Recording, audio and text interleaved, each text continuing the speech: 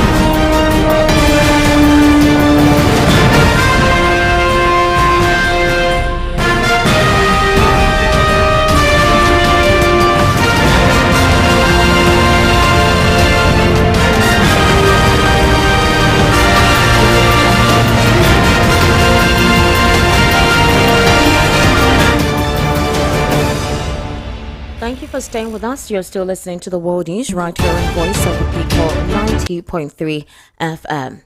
Well, former Kaduna State Governor Nasir El-Rufai has accused the Nigerian judiciary of being plagued by corruption, citing widespread dishonesty among judges and lawyers. Speaking on Monday during the Law Week of the Nigerian Bar Association Buhari branch in Abuja, El-Rufai voiced concerns about public distrust in the judicial system due to delayed justice and biased rulings. El-Rufai stated that the public confidence in the judiciary has significantly eroded, asserting that justice in Nigeria often favors the rich and powerful. He explained that many Nigerians perceive the system as corrupt, with the influential using their power and wealth to manipulate judicial outcomes.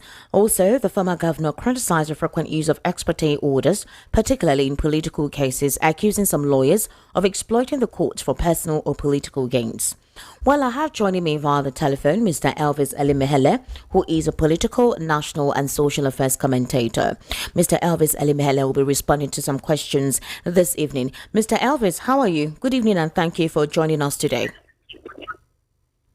Good evening, Esther. How are you doing? I am fine, Mr. Elvis. I would say Happy New Week to you. Yeah, same to you. We All are right. gradually getting to the half of the year. Yeah. All right. So let's look at this, Mr. Elvis. You know that I think yesterday or day before yesterday, we saw a news, last night actually, we saw a news about the president in Vatican, in Rome, as well as Peter Obi and Kaide Fayemi. Now, first of all, it was Kaide Fayemi who took Peter Obi to meet the president and they greeted. Even if Kaide Fayemi wasn't there, with the kind of personality that Peter Obi has, obviously you saw your president, you'll definitely greet him. And so they said they were honored to have the president. And the president said, no, I am honored to have you. I'm the head of the Nigerian delegation. Thank you for actually being here. They exchanged pleasantries and that was it. The pictures went viral and people were talking about that kind of, will I say, non-toxic relationship, supposedly being the fact that regardless of their political differences or their political ideals, that both of them could meet outside the country and greet amicably as honorable Nigerians. Well, Omoyele Sowore quickly came on X and said that the Barabas Coalition General Meeting in Rome, Bola Ahmed Tinubu meets his younger partners in crime at Peter Obi, with Obi grinning from ear to ear, and at K Fayemi, they can only deceive the foolish and unwary. Please, what is the meaning of this? it has become a little bit despondent. It has become something else where at every point in time, Omoyele Sowore takes it upon himself to unnecessarily attack the person of Mr. Peter Obi. Two Nigerians meet outside the country, even if they are not what you call popular politically. So it's a crime that Peter Obi greeted the president, and then because of that, he called them, both of them partners in crime. What exactly is Sowore's problem? I think Sowore is going too far, and I'm not really too happy about it. This president and former presidential candidate of Labour Party, Peter Obi, they are not enemies. They just have political differences, and it has been happening since right from the session of democracy.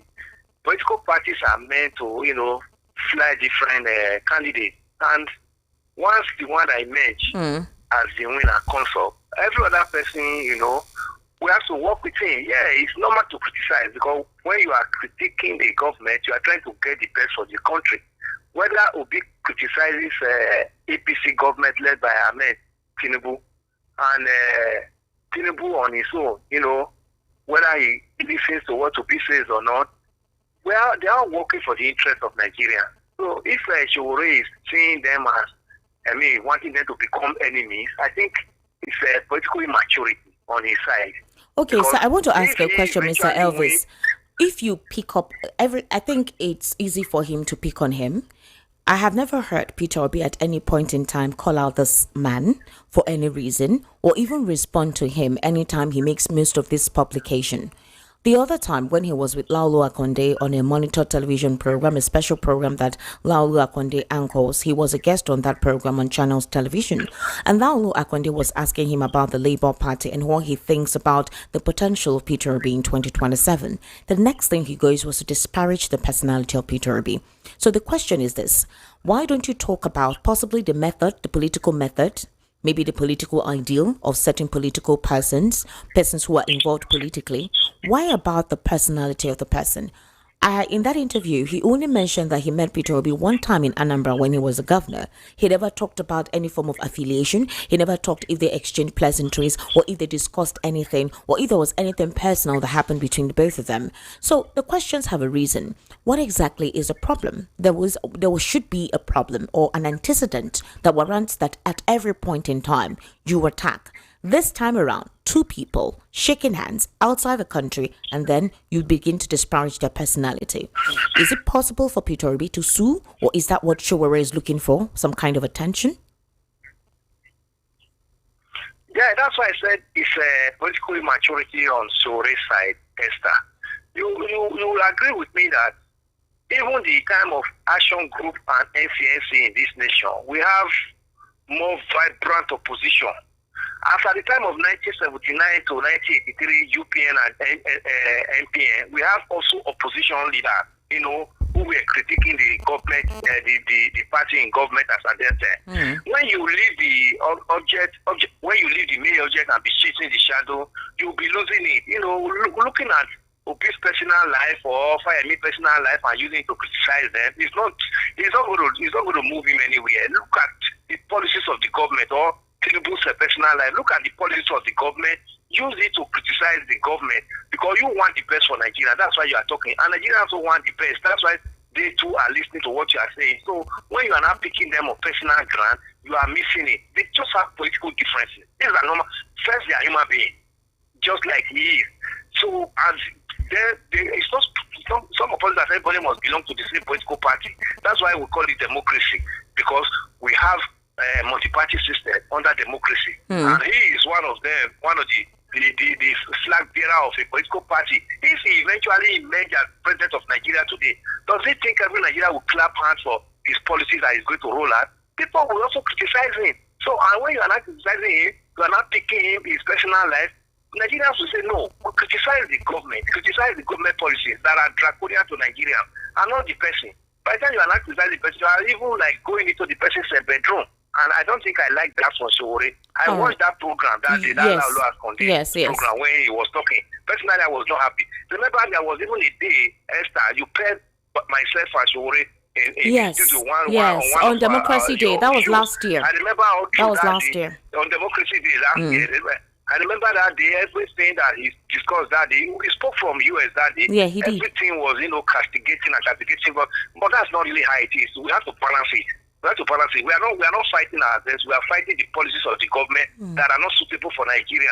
Yeah, he is a Nigerian, and he's a Nigerian, and we are all Nigerians. So we will continue to pick the government from where the government is not doing well for Nigerians. When they met at the Vatican, that's an avenue to even really boost the Nigeria PRO of this nation. The president met, and the two persons that were greeting the president were past governors in this nation. Exactly. Nigeria. Obi is a former governor. Sayemi is a former governor. These are political leaders in this nation, whether you like it or not. Even the present president today, Ahmed Tinubu, was also a governor in this country before he became a president. So aspiring higher, he became president.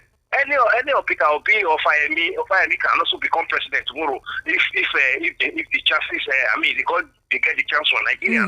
So he should play down on attacking personality. He should attack their policies so that his political ambition can begin to fester, because by the time you are leaving the main object and chasing the shadow, people will now begin to pick you, because he too is not, he's just like somebody seeing himself in the mirror.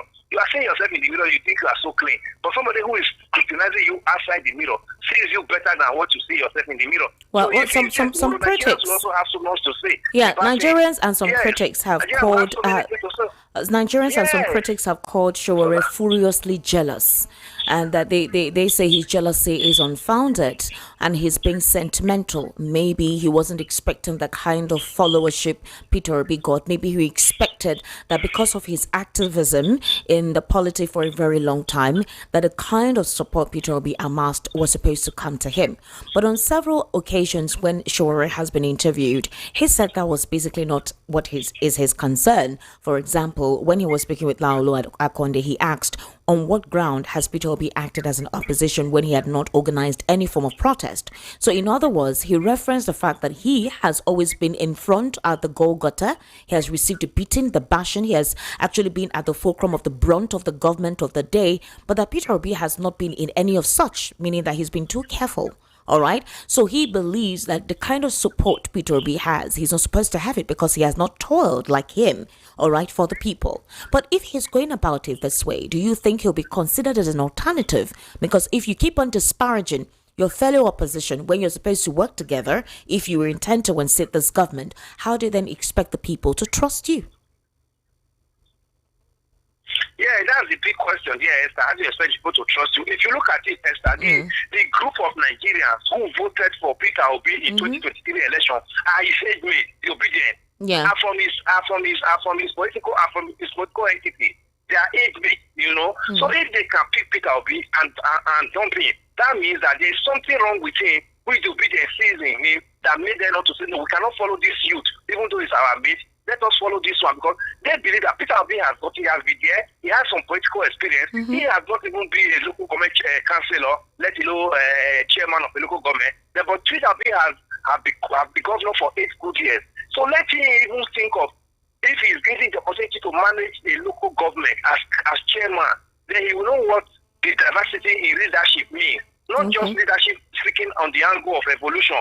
Even the revolutionary system of government that we have even in France. France has the most fertile revolutionary government in the world, that every moment everybody is sitting in the street. Yeah, they still have leaders. They still have people who lead them.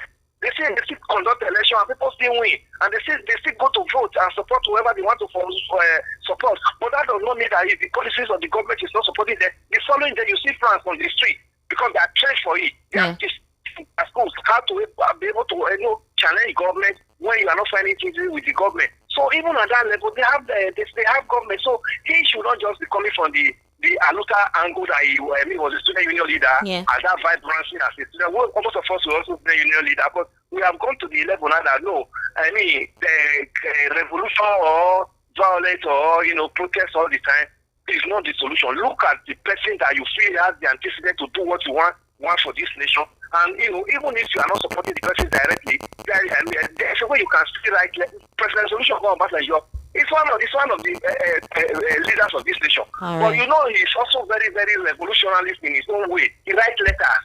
All right, Mr. Elvis, let's okay. So let's move on to this. The reason why we're politically concerned. This is a political season.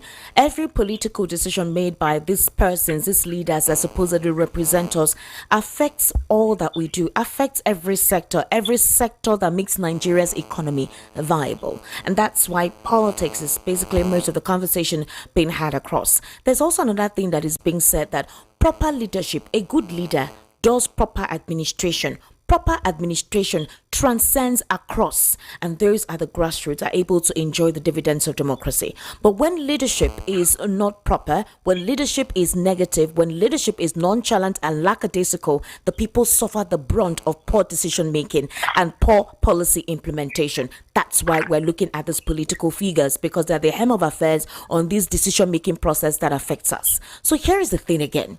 There are permutations about combinations and partnering and measuring. For example, we've seen permutations of Peter Obi and El-Rufai. We've heard of Peter Obi and other stalwarts. We've heard of some factions of the APC having to join the Labour Party to form a formidable force, or Peter Obi leaving the Labour Party to join the SDP. We've also even heard of the Action Democratic Congress being in another political party that Peter Obi and Atiku could join. But here is the thing. We heard yesterday night or yesterday evening that a deal was being proposed by Atiku Abubakar to give Peter Obi a one-term deal as vice president. And after that, Peter Obi becomes president and they support. Nigerians were saying, why can't Atiku just relax, support Peter Obi, since he has been fighting for this and he hasn't gotten it? We saw what happened in 2019, what also happened in 2023. Now, Peter Obi has said he is not in any form of coalition for power grabbing. It's basically for the betterment of Nigerians and good governance. But Paul Ibe, Atiku's spokesperson, has come out to say that there are talks. He is not privy to discuss what the talks are, but that they're both working to ensure that they fight against bad governance, which went viral to say there is a confirmation of these two people becoming political alliances, or a measure being formed, or maybe Peter Obi accepted the supposed deal. But the Obedient Movement has come out to say that's not true. Nanaka Sowore said they have gotten calls on several fronts, and that is not true. So in this particular case, do we see this measure working? In the case of the Labour Party's fighting, Peter Obi has been mute and quiet. There are propositions that he may leave, but we don't know where he's leaving to. Do you think Peter Obi will accept this? Do you think the Obedient Movement will accept this supposed deal? And if that is not the case, then what is in the horizon?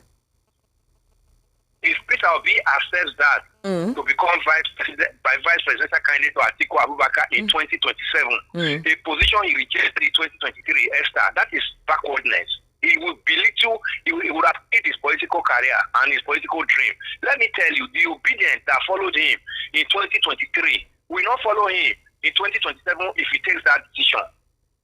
Do you understand? Okay. The obedient saw that Atiku was not a better match with him in 2023. That's why they followed him. And look at even the difference in the vote between for Labour Party and PDP, where Atiku Abubakar had the ticket. What was the difference? It was not much. So why will he now accept being a presidential candidate to this person he rejected in 2023, in 2027, when he's supposed to have advanced his political career far, far better than what he had in 2023? I don't think there is any truth in that, Esther. And I think Obi cannot even make such mistake. Again, if you're even talking an alliance between Obi going to SDP and not, there's also an issue there. Dr. Adebayo, who contested under SDP in 2023, is a vibrant person. He's a vibrant political figure. It might not even come down for anybody that to come into that party and come and hijack his political interest. Do you understand? That platform he has been able to build with SDP, he won't allow it. And if SDP even allows that, there will be crisis in SDP. Those are some of the crises we are going to see in 2027. This crossing and another strange blood fellow coming into a political party and the party giving that fellow the ticket is going to bring a lot of issues in so many of the political parties from 2027. Because those who are foundational members that head on to the party, that even make it to become a synergy for anybody to say, oh, come and contest. We contest it. We have been here.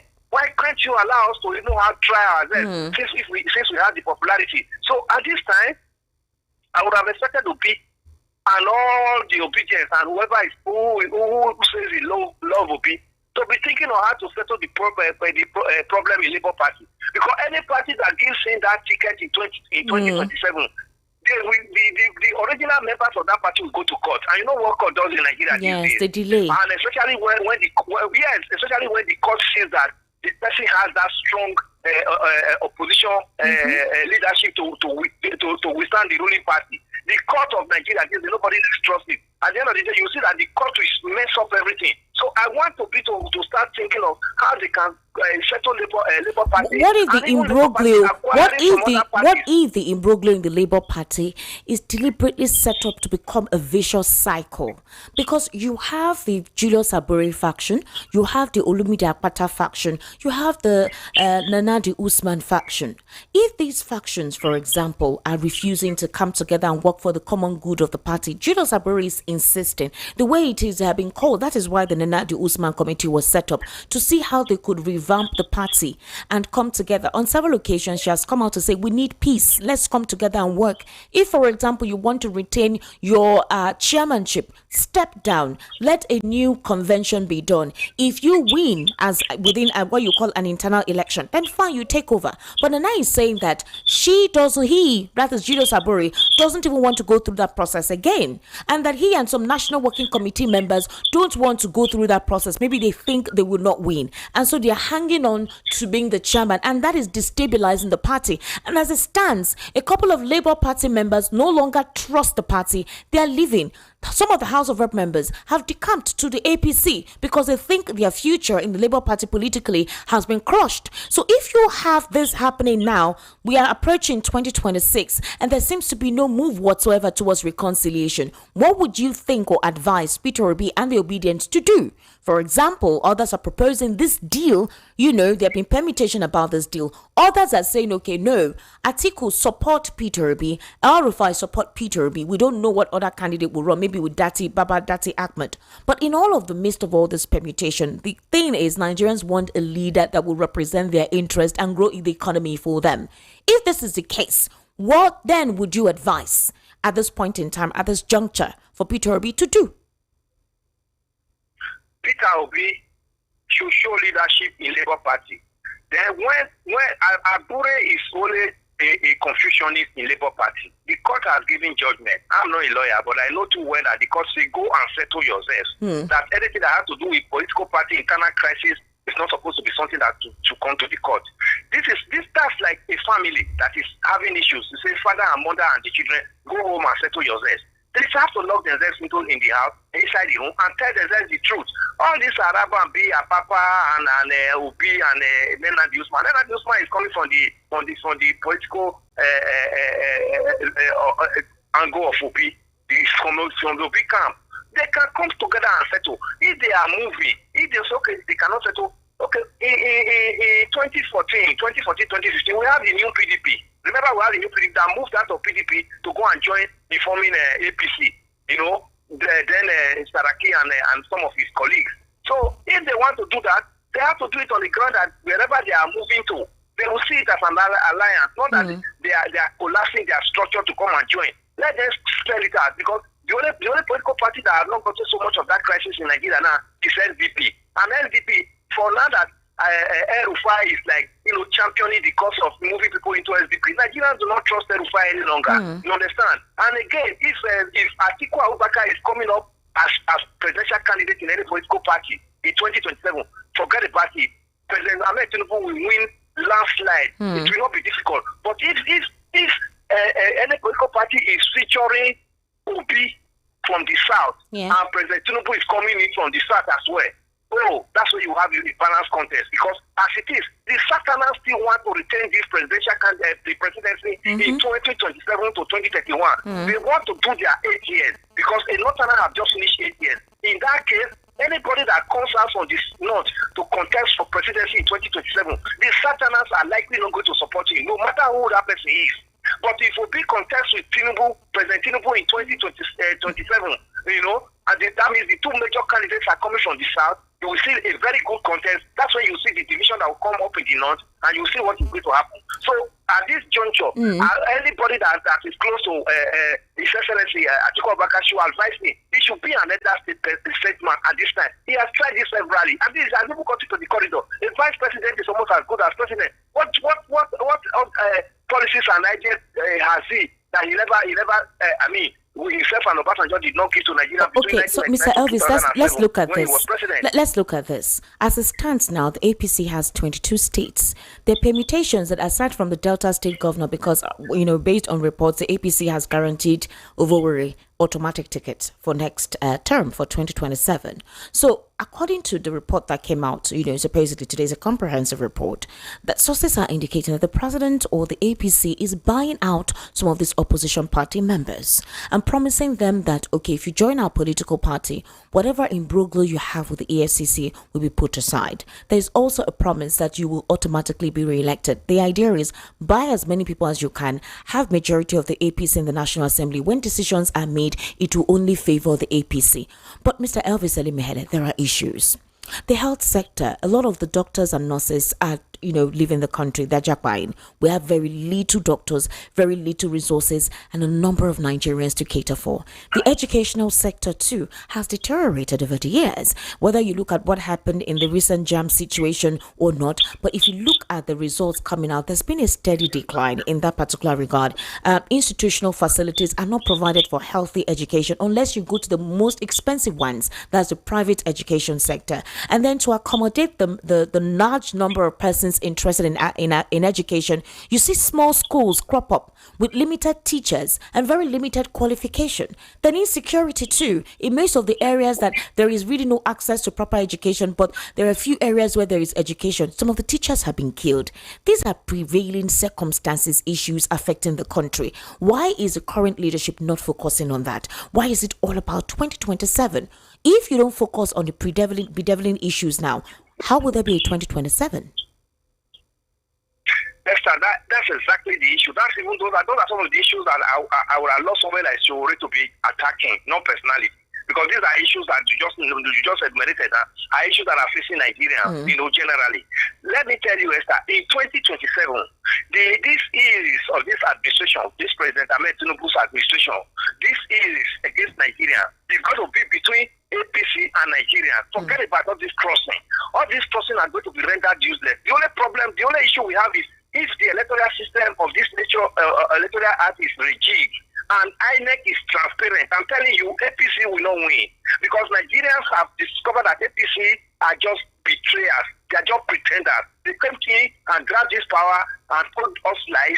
And today, we are seeing them almost 10 years in power now. They have not fared better than PDP. They came to pull it out of power. So what we should be clamoring for this time around is that we should have a transparent electoral act that we would be able to resolve those issues that we saw in 2023 election that the tribunal and Supreme Court used in nailing that election to where we are now. Then again, we should also see that the appointment of INEC chairman is not something that has to come from the president. All these are part of the things we should be talking about in the electoral act now. Let's rejig it so that we can have a transparent INEC.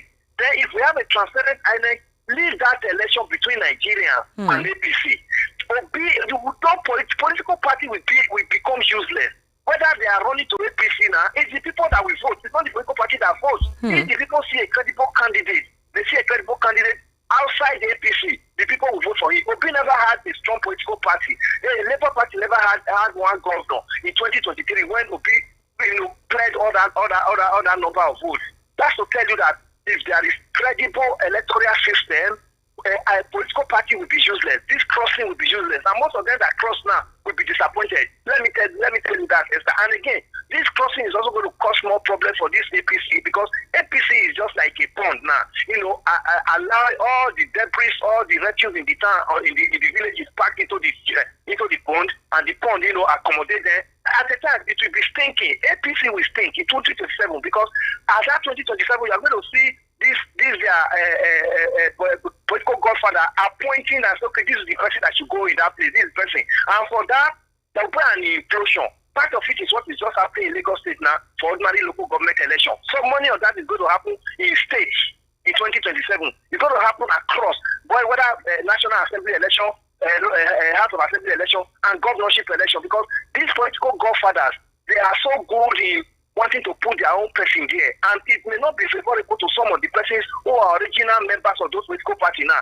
And if the person that just crossed in is somebody that the CEO he just came to steal our popularity or the job we have been doing is coming to enjoy it. They will kick against it. And if the Godfather is saying it must be that person, it will ruin the party. So many of those things are still going to come up. That's why we are saying now, whichever party, whoever that person that has that popularity among Nigerians, that has that integrity, should be the person Nigeria should look onto. And let us begin to tell INEC and begin to tell National Assembly, not INEC, this time National Assembly, that they must work in reforming our electoral act so that it can become more transparent. Then the issue of pulling people out of you must vote for this party, like what happened in 2020, especially in Lagos, where they release all their talk.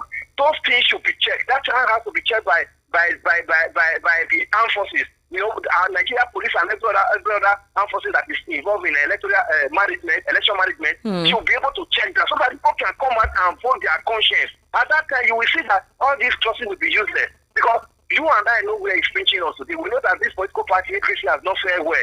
So by 2027, APC is not supposed to be a party that Nigeria will celebrate if we have a credible electoral system that will actually usher in the next democratic government come 2027. Let's leave Nigeria and INEC. INEC is the biggest problem we are going to pray against, that we should not have what happened in 2023. If not, it will be very easy for APC to be out of power in 2027. Mr. Elvis Ali Mehele, thank you so much for giving us this in-depth insight on the conversation we've had on the World News at 6. We sincerely do appreciate your input. Thank you, Lester. Have a blessed evening. You too, sir. Have a blessed day. Thank you. And now, just before we go, let's take a look at stories outside the shores of Nigeria. Israeli forces will take full control of the Gaza Strip as part of their latest expanded offensive against the territory. This statement was revealed by Benjamin Netanyahu, announcing it earlier on today. As the latest round of airstrikes killed dozens of Palestinians in Gaza, according to the local Hamas-run health ministry, Mr. Netanyahu revealed that Israel had plans to take control of all of the Gaza Strip. He would also be added, allow minimal aid into the enclave after a month-long blockade in an effort to stave off international criticism. Mr. Netanyahu added that Israeli forces would lift their blockade on aid entering the territory, but that they would do so only for practical and diplomatic reasons that centered on pacifying Israel's international critics. The blockade has been in place since a truce fell apart in March. The Israeli military said forces engaged in a new campaign dubbed Operation Gideon's Chariots were active across Gaza, seeking to eliminate Hamas military and governing capabilities and to bring back the remaining hostages seized in October 2023. And now to wrap up the world news at 6, here again are the top stories. You heard the federal government's electricity debt balloons by 800 billion naira. Also in a very recent development, police arrest officer caught in viral video assaulting driver in Lagos. EFCC arrest 120 suspected internet fraudsters in Lagos. Natasha Akpoti ranks Akpabio to police IG. Southeast Caucus demands resignation of JAM registrar Oluyede. Also, Atiku and Peter Obi working diligently to build robust coalition. Paul Ibe, Atiku's aide, confirms. Obi didn't speak on Peter Obi accepting to be Atiku's vice. Al-Rafai alleges widespread corruption in Nigerian judiciary. And on stories outside the shores of Nigeria in this very recent development, Israel speaks more concerning Hamas, says to take full control of Gaza, allow minimal aid into the besieged territory. That's a wrap on the World News at 6. My name is Esther Wachuku. Good evening. Thank you for listening. Up next at 7 o'clock is the Evening Rush. Obviously, my analyst for today is Barrister Darlington. To kindly stay with us.